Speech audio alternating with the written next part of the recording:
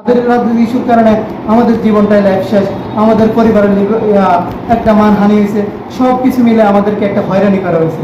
আমি এটার বিচার চাই, আমার এটার তদন্ত করে এটার বিচার চাই।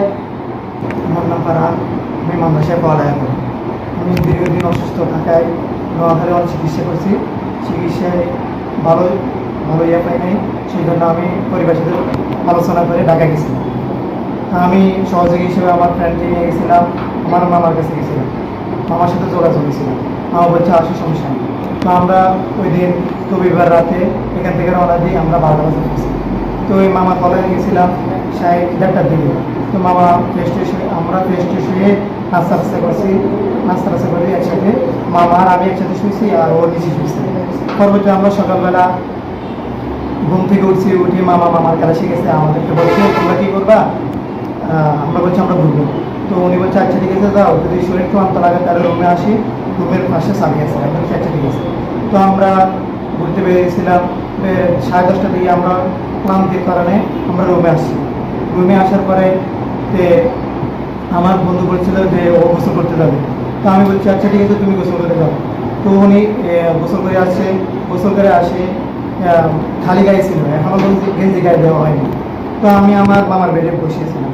উনি মামার বেডে নেট না পাওয়ার কারণে উনি গেছিল রুমমেটের বেডে ওখানে জানলা ছিল, জানলা দিয়ে নেট আসছিল। তো উনি ওখানে বইবে নাটক দিতেছে। তো আমার ফ্রেন্ড বলতেছে যে তুই গোসল করবি না? বলছি আচ্ছা গোসল করবো। তো আমি ওই সময় গেঞ্জি গেছিলাম, গেঞ্জি খোলার পরে তো আমি দেখতেছি 12টা বাজে। তখন আমি বলছি তুই কী নাটক দেখতেছ? আমি তোর সাথে কিছুক্ষণ নাটক দেখি, তারপরে গোসল করবো। তো আমরা দুজন নাটক দেখতেছিলাম, খালি গায়ে ছিলাম দুইজনে। নাটক দেখার পরে ওই সময় তো দরজা খোলা ছিল, তখন তার রুমমেট আসি দরজা ঠেলা দেয়, তখন রুম খোলা ছিল। তখন আমি ওখান থেকে আমার মামার বেডে আসি। বেডে আসার পরে মামার বেডে আসি, মামার বেডে আসার পরে উনি বলছিল যে তোমরা কি করতেছ? আমরা বলছি আমরা কিছু করতেছি না। তো সত্যি করে বলো আমরা কিছু কি করতেছো? আমরা কিছু করতেছি না। যদি আমরা কিছু করতাম তাহলে তো দরজা আটকেতাম না, দরজা খোলা রাখছি না। তো উনি বলছে আচ্ছা তোমরা রুম থেকে বের হয়ে যাও 2 মিনিটের মধ্যে। তো আমরা বলছি আচ্ছা ঠিক আছে। তো আমরা গেঞ্জি গায়ে দিয়েছিলাম, গেঞ্জি গায়ে দেওয়ার পরে রুম থেকে বের হয়ে যাবে এমন সময় উনি বলছিল আচ্ছা দাঁড়াও, তোমাদেরকে জাস্ট 2 মিনিট একটা ভিডিও নেবো, তোমরা শুধু এটা বলবা যে আমরা শয়তানের তোকে বই করছি, এগুলো বলছি। তো আমরা বলছি আচ্ছা ভাই আমরা তো এগুলো করি না, কেন করবো? তো এই সময় এমন অবস্থায় যে উনি ভিডিও করছে, আমরা কল্পনা করি না, আমরা ভাবিও না। তো আমার ফ্রেন্ড বলতেছে যে ভাই ভিডিও করি না, সে এমনি হাত দিয়েছিল। তো উনি বলছিল আচ্ছা ঠিক আছে রুম থেকে বের হয়ে যাও, তোমাদেরকে আমরা কোনো দোষারোপ করবো না, আর আমরা তোমাদের ব্যাপারে কোনো ভিডিও করি নাই, আর আমরা তোমার মামাকে কিছু বলবো না। আমরা কাছে আচ্ছা ঠিক আছে।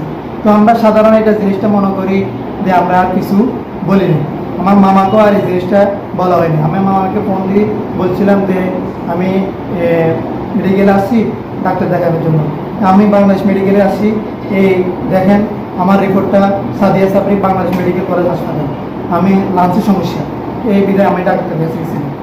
তো পরবর্তীতে যদি আমরা এমন কিছু করতাম তাহলে তো দরজা বন্ধ করে দিতাম, আমরা তো বুঝবান ছেলে, আমরা ভালো পড়ালেখা করি, তো আমরা তো দরজা আটকেই বলে করতাম, আমরা তো দরজা খোলা ছিল।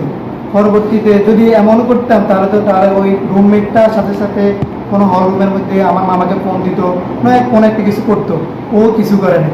পরবর্তীতে আমরা মাদ্রাসা খোলা হয়েছিল, আমরা মাদ্রাসায় আসছি। মাদ্রাসা আসার পরে 1 তারিখ সন্ধ্যাবেলায় ভিডিওটা ফসানো হয়। পরবর্তীতে আমাদের ওস্তাদের কাছে নিউজটা যায়, নিউজটা দেওয়ার পর সহোদরীরা আমাদেরকে কইছে তদন্ত করা পর্যন্ত তোমাদেরকে বহিষ্কার করা হলো। তো আমরা চলে গেলাম আমাদের। তো দেখেন তাদের রাজনৈতিক ইস্যুর কারণে একজন গাইল করার কারণে আমাদেরকে ইস্যু নিয়ে আমাদের জীবনটা লাইফটা শেষ করে দিল। আমরা আবার লাইফ শুরু করব, আমাদের পড়ালেখার একটা লাইফ শুরু করবো। আমরা যদি কোথাও মানুষের ভর্তি হইতাম যাই, আমাদেরকে এই দিক নির্দেশনা দেবে, আমাদেরকে এই ইস্যুটা টেনে আনবে যে তোমরা তো এগুলা স্বীকারোক্তি হয়েছ, তোমরা তো এগুলো করতেছ। তা এখন দেখেন তাদের রাজনৈতিক ইস্যুর কারণে আমাদের জীবনটাই লাইফ শেষ, আমাদের পরিবারের একটা মানহানি হয়েছে, সব কিছু মিলে আমাদেরকে একটা হয়রানি করা হয়েছে। আমি এটার বিচার চাই, আমার এটার তদন্ত করে এটার বিচার চাই। আমি মোহাম্মদ আরমান, ফারহান আমার ফ্রেন্ড, আমরা দীর্ঘদিন একসাথে চলাফেরা করি। দীর্ঘদিন যাবত অসুস্থ, নোয়াখালীতে ডাক্তার দেখাইছে অনেকবার। ফলে নোয়াখালী থেকে চিকিৎসা ভালো না হয় তা সে ঢাকা যাবে বলছে আমাকে। আমি বলছি যে তুই ঢাকা যাস তাহলে আমরা নিয়ে যাস। পরে আমরা যখন একসাথে ঢাকা গেলাম, রাত্রে শহীদুল্লাহ হলে গিয়ে উঠছি। সেখানে আমরা রাত্রে ক্যান্টিনে খানা খাই গিয়ে আমরা রুমে শুয়ে পড়ি। এরপরে আমরা সকালবেলা ঘুম থেকে উঠি, মামা বলছে মামার ক্লাস আছে। এরপর মামার কাছে গেছি আমরা ইব্রাহিম শিকদারের কাছে। বলছে মামাকে জিজ্ঞেস করছে মামা আপনি পেয়ে যাবেন। মামা বলছে মামার ক্লাস আছে, মামা 10টা থেকে 4টা পর্যন্ত ক্লাস করবেন।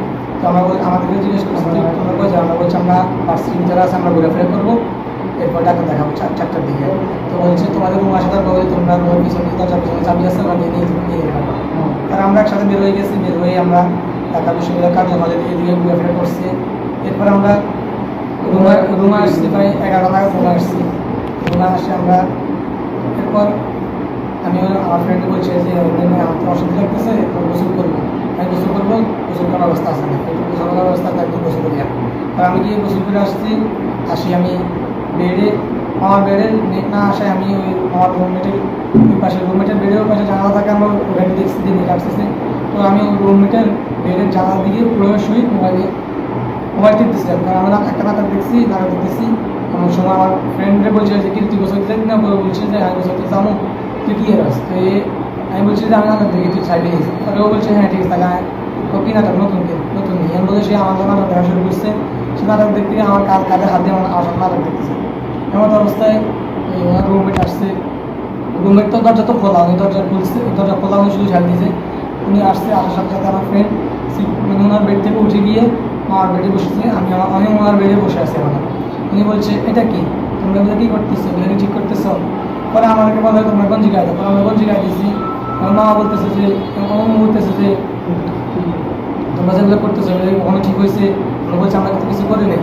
আমি বলছে তোমরা কিছু করো নাকি, তোমরা কিছু করছো? আমরা বলছি না কিছু করো নাই। আমাদেরকে বলছে যে তোমরা আমার বেড নষ্ট করে দিয়েছে। আমরা বলছি যে আমরা আপনার বেড কেন নষ্ট করবো, আমরা কিছু করি না, আমরা শুধু শুয়েছি। উনি বলে তোমরা আমার বেড নষ্ট করে ফেলছো, আমার বেড নষ্ট করে দিবে কি? আমরা তো কিছু করি না। কারণ উনি বলছে ঠিক আছে যাও, তোমরা রুম থেকে বের হয়ে যাও, রুম থেকে বের হয়ে যাও, 2 মিনিট সময় দিলাম, তোমার রুম থেকে বের হয়ে যাও। এবার 3-4টা বাইরে গেলেন, এখানে আমরা পানি গায়ে দিলাম। তখন আবার আসে পরে তোমাদের একটা ভিডিও করবো জাস্ট 2 মিনিটে। তোমরা শুধু এটা বলবা যে ভাই আমাদের ভুল হয়ে গেছে, আমরা সাথে শুরু করছি, আমাদের ভুল হয়ে গেছে, আমাদের মাফ করে দেয়।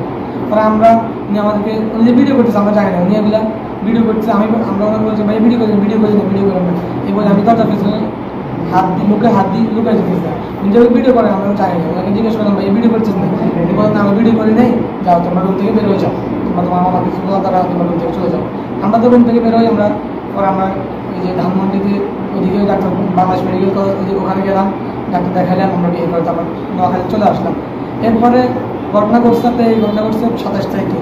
কিন্তু ওনারা একটা ফেসবুকে পোস্ট করছে 1 তারিখ সন্ধ্যা 8টার দিকে। ঘটনা করছে 27 তারিখে সন্ধ্যা, পোস্ট করছে 8 তারিখে। এখানে 5 দিন ওনারা কী করছে? ওনারা যদি ঘটনা ওই সময় ঘটতো তাহলে তো আমরা এক কথা হচ্ছে যে আমরা দরজা আটকে দেন। আমরা তো ধরুন বুঝতাম যে আমাদের আছে যে আমরা যদি খারাপ কাজ করতাম আমরা দরজা আটকে করতাম। তাহলে 1 নম্বর হচ্ছে 4 দিনের পরে যদি আমাদেরকে ধরতে ওই অবস্থা দেখতে, তাহলে আমাদেরকে তৎক্ষণাৎ বিচার করতেন, মামাকে ফোন দিতেন, ইব্রাহিম শিকদারকে ফোন দিতেন, বা হলে অন্য কোনো ব্যবস্থা নিতেন তৎক্ষণাৎ। উনি এগুলো কিছু করেন না, আমাদেরকে বলছে তোমরা চলে যাও। আমরা তো চলে আসছি। কিন্তু উনি 5 দিন পরে আসি এখন ওগুলো পোস্ট করছে, আমাদের ক্যারিয়ার নষ্ট করছে পুরো বাংলাদেশের সবাই এগুলো দেখছে, সব বড় বড় চ্যানেল থেকে এগুলো পোস্ট করছে, আমাদের দেখছে, আমাদের আত্মীয় সবাই জেনে গেছে।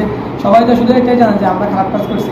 এর কারণে আমাদেরকে মাছা থেকে বিদায় করেছে, আমাদের মাছা থেকে নাম কাটা দিয়েছে, আমাদেরকে মাছা থেকে বের করে দিয়েছে।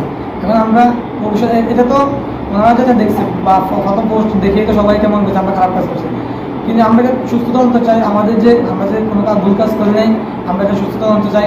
আমাদের জীবন তো আসলে কেউ মাথা দিতে পারবে না, আমাদেরকেও মাথা থেকে বিজয় করে দিচ্ছে। আমাদের লাইফে কী হবে, আমাদের একটা সুস্থতা আনতে চাই।